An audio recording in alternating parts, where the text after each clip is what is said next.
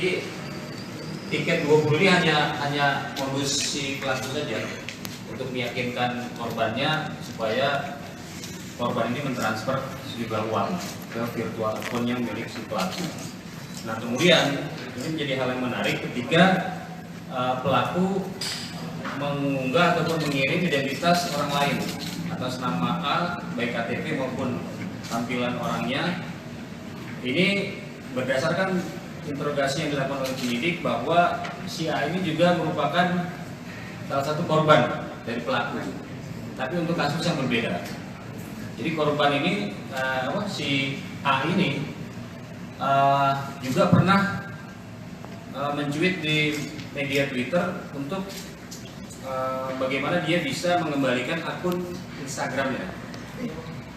Karena yang akun Instagramnya terblok dan atau lupa nomor passwordnya, sehingga dia ingin ada orang yang bisa membantu mengembalikan akun IG-nya.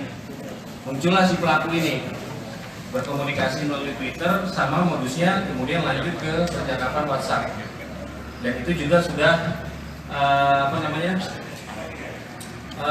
terjadi proses penipuan terhadap si A ini yang dilakukan oleh pelaku. Dan ini juga ada laporan di Polda Jawa Tengah di Polrestabes Semarang. Jadi untuk meyakinkan korban DA ini, dia tidak langsung menggunakan identitas pelaku, tapi menggunakan identitas orang lain yang juga merupakan korban yang sudah dirugikan oleh pelaku, kalau nggak salah sekitar hampir Rp3.500.000. Gitu. Pak, pelaku berarti artinya melakukan aksi penipuan sendiri ya? Nggak sindikat? Iya, dia sendiri. Terus melakukan penipuan ini berapa kali, Pak? Itu tadi, kebetulan gini, pelaku ini kan juga kuliah di jurusan komputer. Jadi sedikit banyak paham dengan aktivitas kegiatan di media sosial.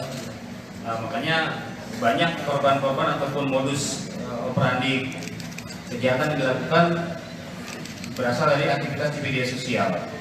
Dan dia berdasarkan pengakuannya sudah menipu si DA ini dengan si A tadi itu. Nah kemudian juga perlu saya sampaikan motif daripada pelaku melakukan tindak pidana ini karena katanya mau balas dendam. Karena dia juga dulu katanya pernah ketipu waktu mau beli tiket konser Blackpink pada bulan Februari. Jadi awal-awal akhir tahun 2022 dia memesan tiket Blackpink, kemudian di bulan Februari dia tertipu hampir kurang lebih sekitar 15 juta rupiah. Nah, karena dia kecewa ditipu sama orang, akhirnya dia membalas dendam katanya dengan menipu orang yang akan membeli tiket Coldplay. Ya, Bang, udah untung berapa deh Bang, dari penipuan yang dia lakukan? Itu tadi yang tiket yang untuk Coldplay ini 5.500.000, kemudian yang jasa untuk membuka akun IG yang dilaporkan di Semarang itu 3.500.000, sekitar 9 juta rupiah. Berarti yang untuk Coldplay ini baru satu orang aja Pak yang ditipu sama? Iya, baru satu orang si DA ini. Apa di sini kalau pelaku dia belajar sendiri cara nipunya atau memang dia belajar dari pengalaman dia yang ditipu, Pak? Dua-duanya. Jadi dia punya pengalaman ditipu oleh orang lain. Yang kedua kan dia juga kuliah di bagian komputer, jurusan komputer di salah satu perguruan tinggi swasta, sehingga dia paham dengan aktivitas kegiatan di bidang informatika. Jadi cara dia nipu tuh caranya persis plek dengan yang pas dia jadi korban atau sama persis. Persis ya? Karena melalui aktivitas media sosial juga di Twitter itu. Pak, mungkin ada imbauan bagi para korban yang merasa tertipu Pak, itu bisa ngelapor kemana atau ada online? Iya, prinsipnya bagi masyarakat yang akan membeli tiket, apakah itu terkait dengan konser musik, pertandingan olahraga, kalau memang ada merasa tertipu dan dirugikan, ya sesegera mungkin melapor kepada kami.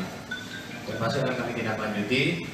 Dan kemudian juga kami memberikan himbauan untuk lebih berhati-hati dan waspada untuk tidak menjadi korban penipuan terkait dengan penjualan tiket konser musik maupun pertandingan olahraga, karena memang banyak dimanfaatkan oleh oknum-oknum pelaku kejahatan untuk melakukan aksi penipuan dengan modus menjual tiket konser dan juga pertandingan olahraga.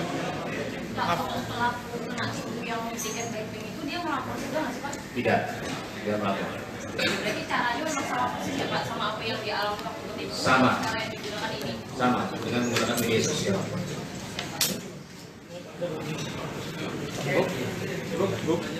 Cukup ya.